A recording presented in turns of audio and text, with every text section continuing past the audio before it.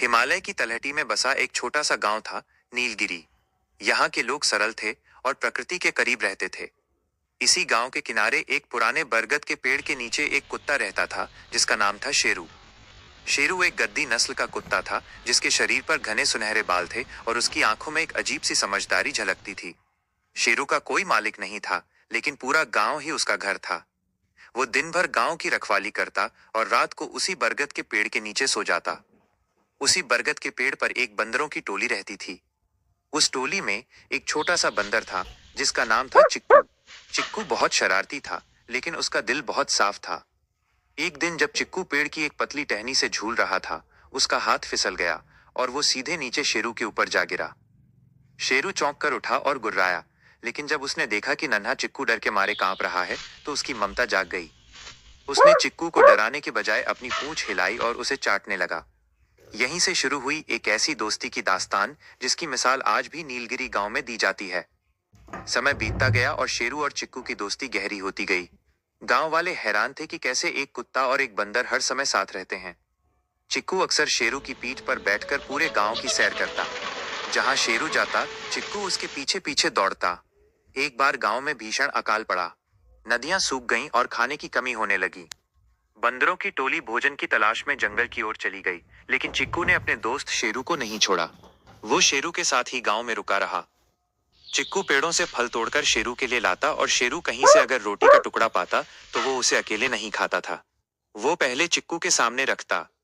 उनकी ये निस्वार्थ वफादारी इस बात का प्रमाण थी कि दोस्ती के लिए भाषा या प्रजाति की जरूरत नहीं होती। एक रात जब पूरा गांव गहरी नींद में सो रहा था, पास के घने जंगल से एक खूंखार तेंदुआ गांव में घुस आया। वो तेंदुआ कई दिनों से भूखा था और शिकार की तलाश में था।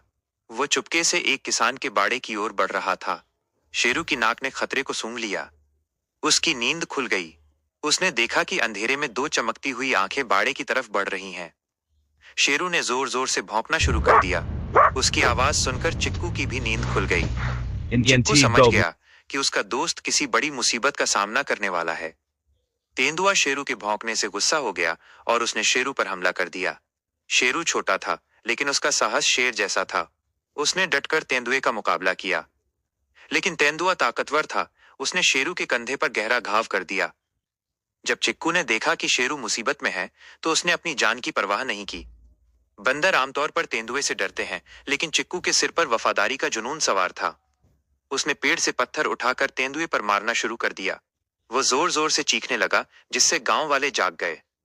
चिक्कू पेड़ से नीचे कूदा और तेंदुए की पीठ पर चढ़कर उसे नोचने लगा।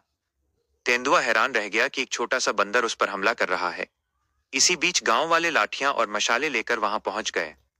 मशालों की रोशनी और लोगों का शोर सुनकर तेंदुआ जंगल की ओर भाग खड़ा हुआ, लेकिन शेरू बुरी तरह घायल हो चुका था। वो जमीन पर पड़ा कराह रहा था। चिक्कू उसके पास जाकर बैठ गया और उसकी आंखों से आंसू गिरने लगे। वो बार बार शेरू के जख्मों को सहला रहा था। गांव के मुखिया ने यह दृश्य देखा तो उनकी आंखें भर आईं। उन्होंने तुरंत शेरू का उपचार करवाया। कई हफ्तों की सेवा के बाद शेरू ठीक हो गया। इस घटना के बाद शेरू और चिक्कू का मान पूरे गांव में बढ़ गया। अब वे केवल जानवर नहीं थे, वे गांव के रक्षक और वफादारी के प्रतीक बन चुके थे। गांव के स्कूल में मास्टर जी बच्चों को कहानी सुनाते समय अक्सर कहते, वफादारी वो नहीं जो केवल अपनों के काम आए, वफादारी वो है जो संकट के समय अपने मित्र के लिए जान की बाजी लगा दे। शेरू ने गांव की रक्षा की और चिक्कू ने अपने दोस्त की। उनकी यह कहानी हमें सिखाती है कि एकता में बल है और सच्ची मित्रता किसी भी बाधा को पार कर सकती है। आज भी यदि आप नीलगिरी गांव जाएंगे, तो वहां के चौक पर एक छोटा सा स्मारक बना है, जिसमें एक कुत्ता और एक बंदर साथ बैठे हैं। यह स्मारक दुनिया को याद दिलाता है कि इंसानियत और वफादारी जानवरों में इंसानों से कहीं अधिक हो सकती है।